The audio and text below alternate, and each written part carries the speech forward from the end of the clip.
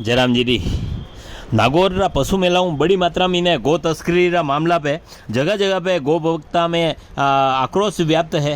अलग अलग जगह पे ज्ञापन दीदा जा रहा है। निम्बाहेड़ा में ने गो सेवा दल सतकंडा गजेंद्र सिंह राणा, विष्णु बंजारा, संदीप जैन सतकंडा गो सेवा जिला प्रमुख, गोपाल जी माली गौसेना राष्ट्रीय हिंदू, पवन जी वैरागी जिला मंत्री चित्तौड़गढ़ गो सेवा दल निम्बाड़ा, योगेश बंजारा, बड़ी संख्या में ने और गो भक्त मिल ने गो सेवा दल सतकंडारा बैनर तले ज्ञापन दीदो गयो और